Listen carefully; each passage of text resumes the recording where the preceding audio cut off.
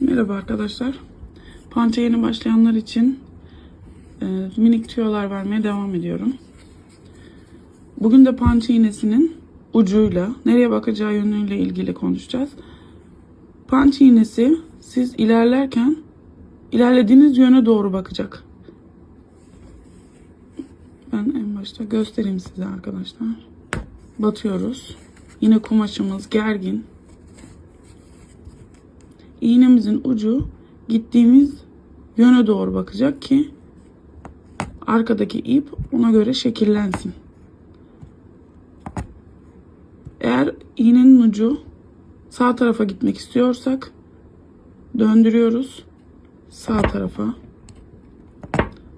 Sol tarafa gitmek istiyorsak havaya kaldırıyoruz. Sol tarafa batıyoruz.